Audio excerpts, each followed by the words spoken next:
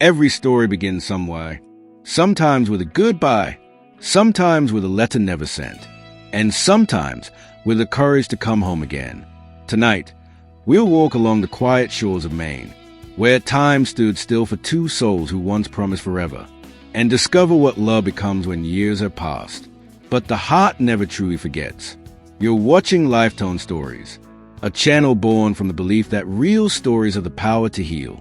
If you believe that too, help this little channel grow. Like this video, subscribe, and share in the comments what kind of stories you'd love to hear next. Tales of love, forgiveness, second chances, or hope reborn. Because every comment, every voice, keeps these stories and this dream alive. Now, close your eyes if you can, and let's begin when the sky turned quiet. The bus curved along the narrow road that hugged the Maine coastline. To her right, the sea stretched endlessly, a vast gray-blue body that shimmered under the late September sun. Sarah Blake hadn't seen it in 25 years, yet it looked exactly the same, calm from a distance, restless underneath. She clutched the strap of her leather bag tighter. Inside, her mother's will, a set of house keys, and a letter she had not yet opened. The letter had arrived 2 weeks before the funeral, in her mother's careful, slanted handwriting. She hadn't been able to read it. Not yet. The bus hissed to a stop in front of the small wooden sign that read Harbor Town, population 1,872. The driver, an older man with kind eyes, nodded toward her luggage. End of the line, miss. She smiled faintly. It always was. The air outside was colder than she remembered. Clean, sharp, filled with a scent of salt and pine. Her boots crunched on gravel as she looked around.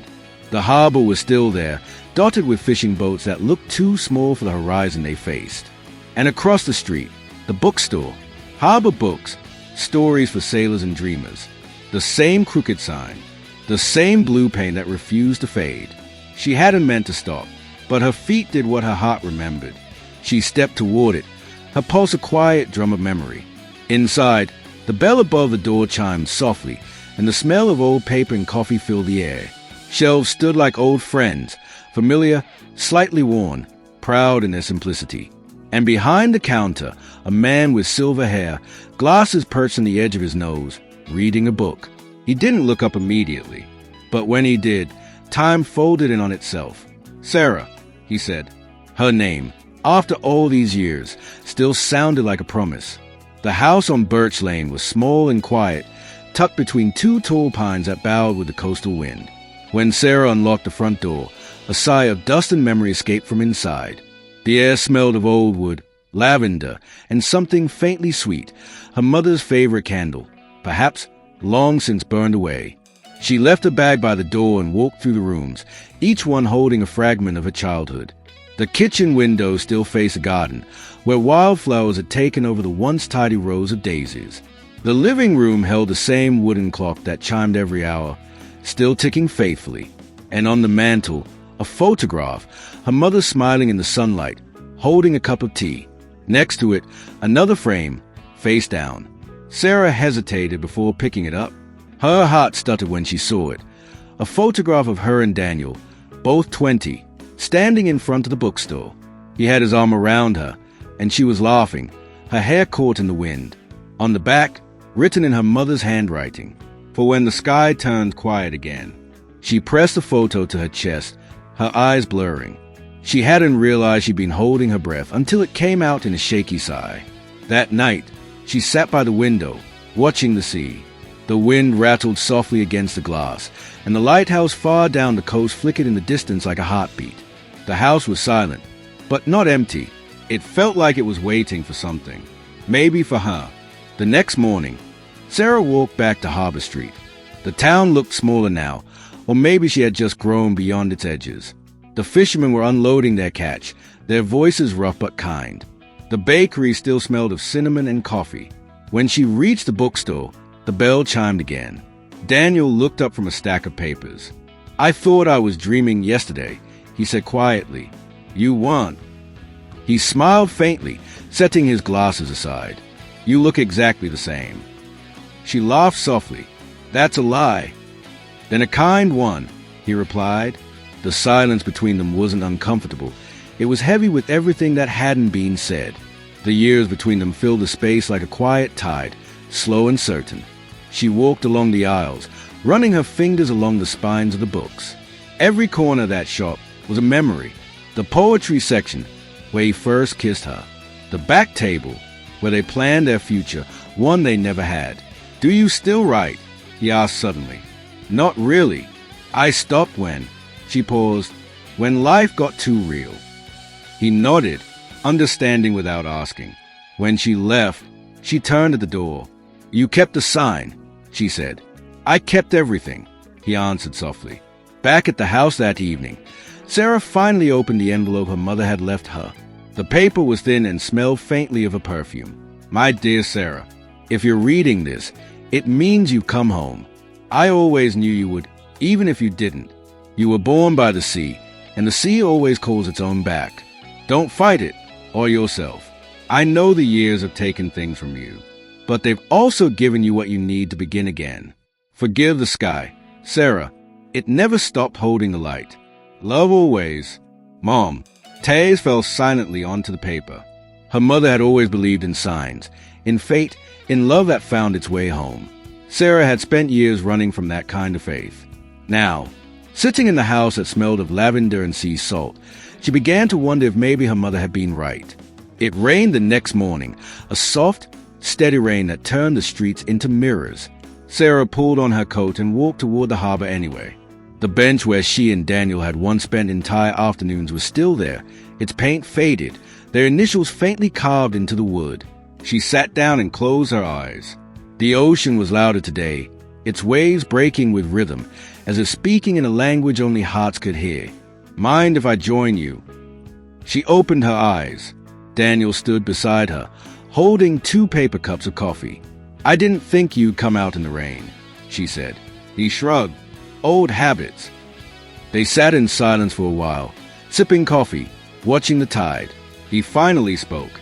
"I thought I'd forgotten how to miss you. Turns out, I just got better at pretending." Sarah turned to him. Her eyes softened. "I used to think moving on meant forgetting. Maybe it just means remembering without breaking." He nodded slowly. "Maybe it does." The rain softened. The clouds began to thin. And for the first time in decades, they smiled at the same horizon, together, again, under a sky learning how to be quiet. It took 3 days before Sarah found the courage to open the attic. Dust floated in the sunlight like tiny ghosts, and the old wooden steps creaked under her weight. The air smelled faintly of cedar and old paper. Boxes were stacked along the walls, each one marked in her mother's handwriting. Books, letters, memories. But one box sat apart, covered with a thin cloth. It was labeled simply, "The Summer of You and Him." Sarah sat cross-legged on the floor and lifted the lid. Inside were photographs, folded letters, ticket stubs from movie nights, and a seashell necklace she had worn every day at 20.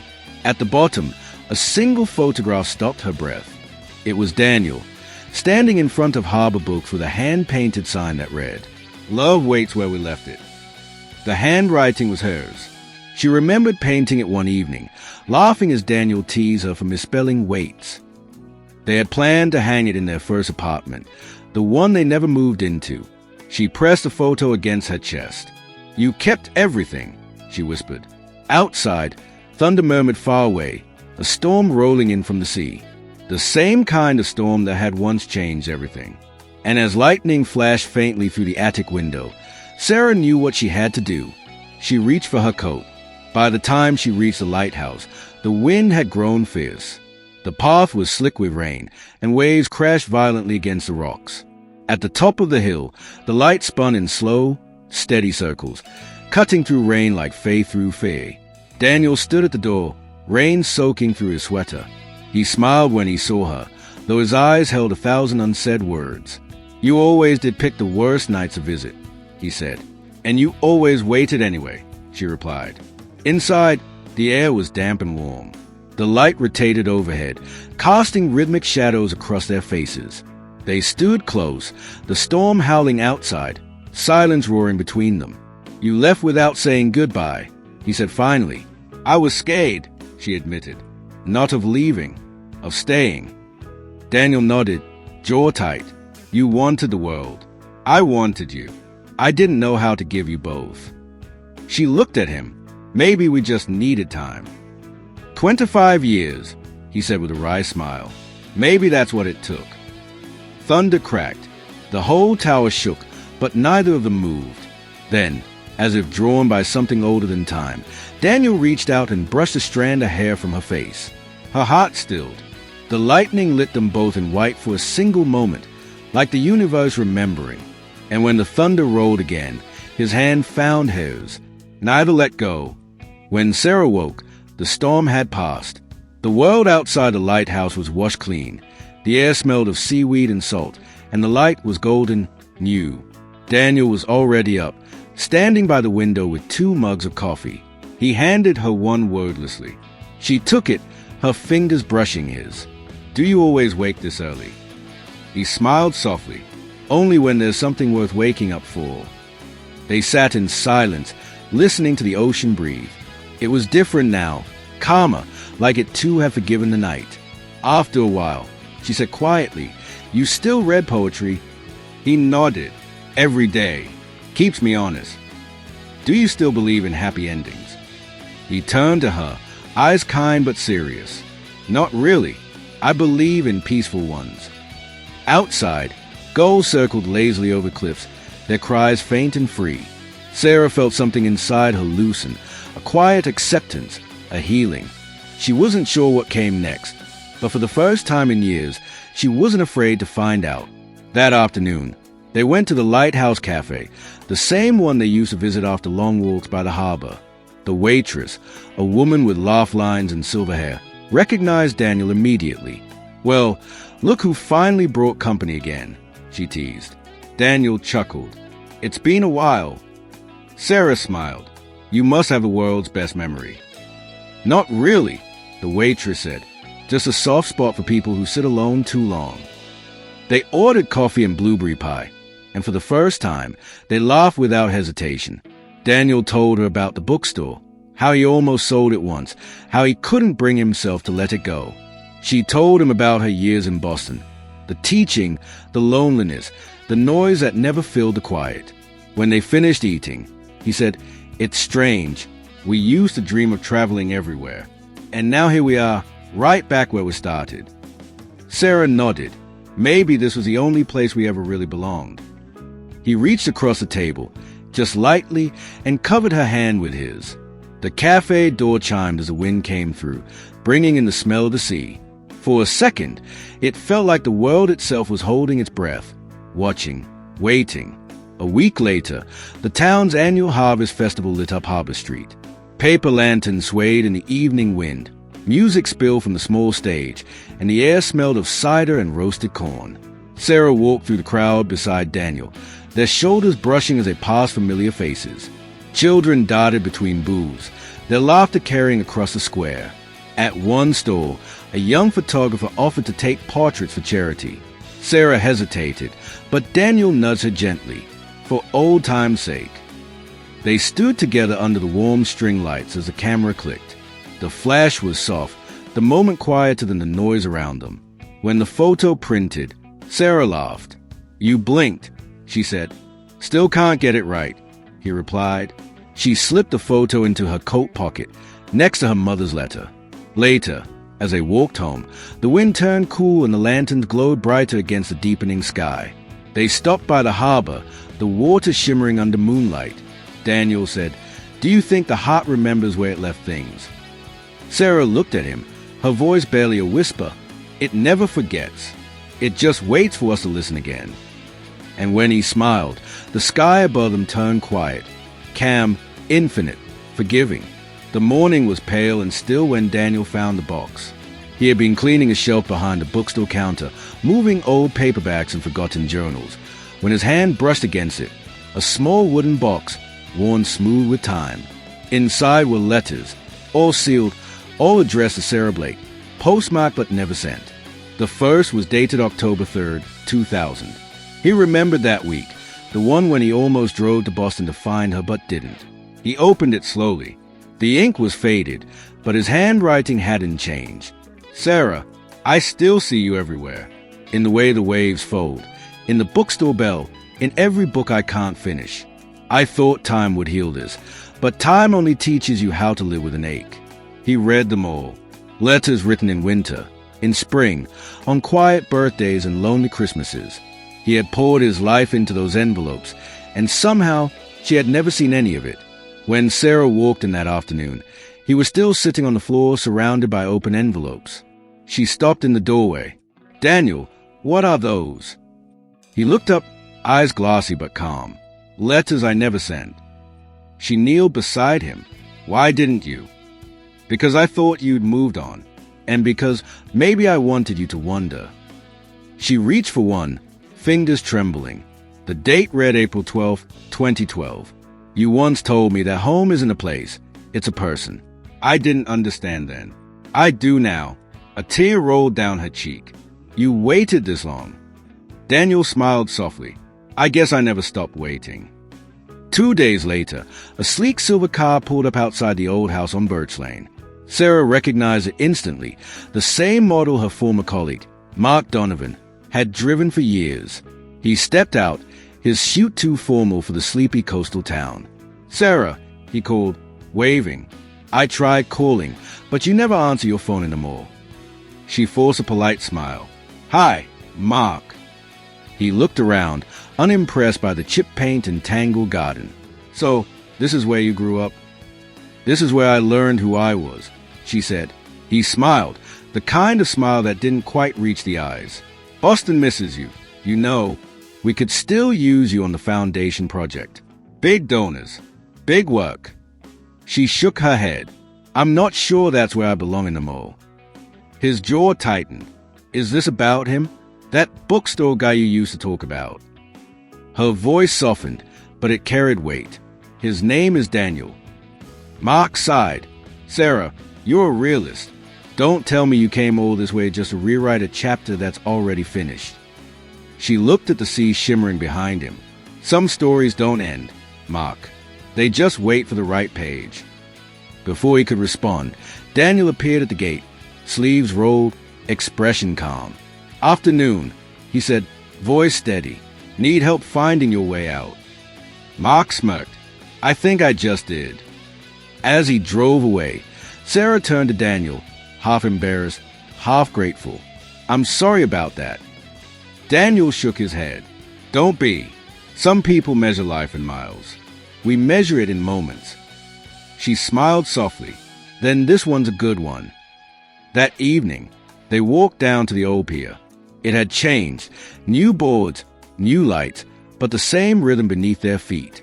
The sea stretched endlessly before them, dark and alive. They stood at the edge, leaning against the rail, listening to the sound of waves colliding with wood. "I used to come here every week," Daniel said, "even after you left." "Why?" He smiled faintly. "Because this was where we said goodbye." She nodded. "I remember that night. The wind was cold, and I kept thinking if I looked back, I'd stay." He turned to her, eyes glistening.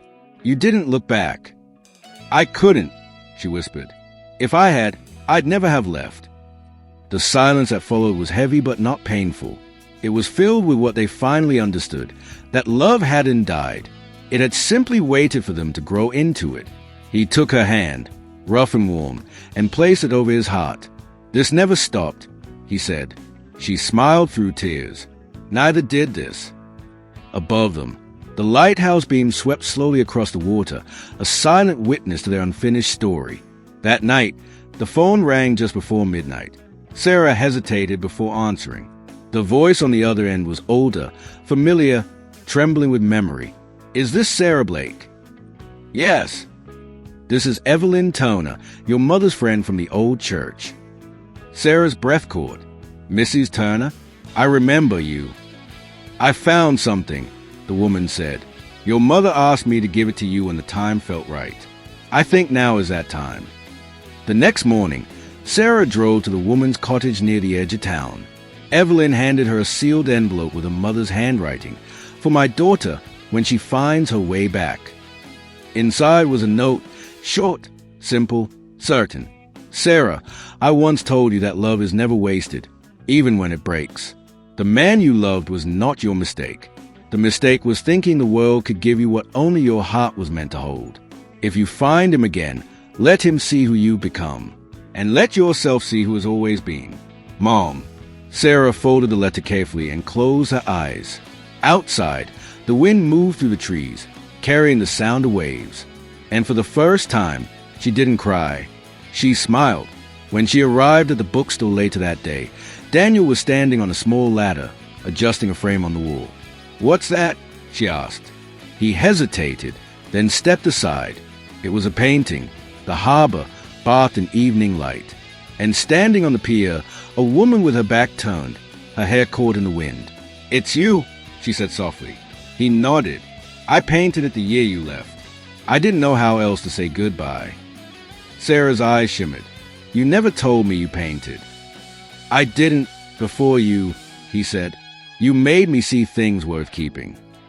She stepped closer, her voice barely a whisper. "And what about now?" Daniel smiled, eyes filled with quiet certainty. "Now I paint because you came back." She reached up, touched the corner of the frame, then his hand. Neither spoke. They didn't need to. Outside, the wind moved softly through the harbor. And in that bookstore, the same place where it had all begun, time stopped holding them apart. The sky had turned heavy again, gray and trembling, as if the sea had decided to climb into the clouds. Sarah stood at the window of her mother's house, suitcase half-packed, watching the wind move through the grass. She had promised herself she wouldn't stay too long, that this visit was just about closure. But the truth was, every day here had reopened something, and now she didn't know how to leave without breaking twice. A knock on the door pulled her back. Daniel stood there, holding a small paper bag and 2 cups of coffee. "You weren't going to leave without saying goodbye, were you?" She smiled faintly. "I was going to try." They sat in silence on the porch, rain tapping softly on the railing. He didn't ask her to stay. She didn't promise to return. But when their hands brushed, the air between them shifted, the kind of silence that says everything words can't. "Do you ever regret not chasing me?" she asked. He shook his head. "I think I would have lost you worse if I did. You needed the world, Sarah. I just needed to believe you'd come back to it." She swallowed hard. "And now," he looked out toward the horizon, "now I just hope you'll find your peace, whether it's here or somewhere else." The wind carried the scent of rain and sea. When she closed her eyes, she imagined herself staying, not because she was running from something, but because she'd finally stopped. But when she opened them, Daniel was already standing. He set her coffee down gently and said, "Goodbyes don't have to be forever. Sometimes they're just a pause between chapters." And then, without another word, he walked into the mist. That night, the wind changed. A sharp gust rolled in from the sea, carrying with it the scent of smoke. Sarah woke to the sound of sirens echoing across Harbor Street. When she stepped outside, the horizon glowed orange. The fire was near the bookstore. Her heart dropped. She ran barefoot through the damp grass and down the road, the cold air cutting into her lungs. By the time she reached the harbor, half the town was there. Flames crawled up the side of Harbor Books, painting the windows gold and black. "Daniel!" she shouted, pushing through the crowd. Someone grabbed her arm. He went inside to save the old ledgers. Sarah's blood froze. She could see his silhouette in the doorway, coughing through the smoke. "Daniel!" she screamed again. "Get out!" Moments later, 2 firefighters pulled him out, his shirt singed, his face streaked with ash but alive. She ran to him, tears mixing with soot on her cheeks. "What were you thinking?" He coughed, smiling weakly. Didn't want to lose the stories. She pressed her forehead to his. "You are one." The fire burned for hours, but when dawn came, the worst was over. The building stood blackened, broken, but still standing. Just like them, Daniel recovered slowly. Sarah stayed by his side, cooking, reading, quietly keeping time by the rhythm of his breathing. The town brought casseroles and sympathy. Children drew pictures of the bookstore with bright windows and smiling suns. Life, in its gentle stubbornness, went on. One afternoon, sitting by the porch, Daniel looked at her and said, "You know, I used to think getting old meant losing things, but maybe it's just learning what's worth keeping." She smiled. "And what's that?" "You," he said simply. The words hung in the air like sunlight that refused to fade. She reached for his hand. "Then let's promise not to waste what's left." He squeezed her fingers. No more waiting. Outside, the pear tree they had planted, the one her mother had always dreamed of, swayed in the afternoon wind. Tiny green buds clung stubbornly to its branches. That evening, Sarah sat at her mother's desk, pen poised over a blank sheet of paper. For years, she had carried other people's words, her mother's letters, Daniel's unsent confessions. Now, it was time to write her own. "Dear Daniel, asterisk if love is a home, then you've been mine all along. I thought leaving would teach me how to live, but it only taught me how to be far from myself. The world gave me many things, but it never gave me peace. You did. And peace, I think, is just love without the noise. Asterisk. When I look at the sea now, I don't see what I lost. I see what waited. I see you. Sarah." She folded the letter carefully and slipped it between the pages of Rilke, the same book Daniel had given her when they were young. Then she placed it on his pillow. Outside, the wind had quieted. The sky was beginning to turn gold. The next morning, Sarah woke to the sound of gulls and the smell of coffee. Daniel was in the kitchen, the morning sun turning his silver hair to gold. "Morning," he said, smiling. "I found your letter." She froze, embarrassed. "I didn't mean for you to." He took her hand gently. "I know." They stood there, silent except for the hum of the kettle and the heartbeat of the house around them. Then Daniel whispered, "The sky's clear today. Want to go see it?" They walked to the harbor, hand in hand. The sea stretched endless and calm. Boats rocked lazily against the docks. Gulls soared low, and the wind carried only peace. They sat on their old bench, the same one where they had met again weeks ago. The initials S+D were still carved faintly into the wood. Daniel took a deep breath. "You ever think about what comes next?" Sarah smiled softly. "Not anymore. I think this is it. The quiet after the storm." He looked at her. "It's beautiful." "It always was," she said. The waves rolled in slow, steady rhythm, like the beating of an old, content heart. The clouds parted, letting the light spill across the sea. And as the sun rose higher, the world seemed to exhale. The sky turned quiet. And so did they. Some love stories don't need forever, just another chance to begin. And sometimes, the heart doesn't find what it lost. It finds what it was waiting for all along. Thank you for listening to Lifetone Stories. If this story touched you, please help us grow. Like this video, subscribe to the channel, and tell us in the comments what kind of story you'd love to hear next. Until the next story, take care of your heart, and remember, every life has its tone.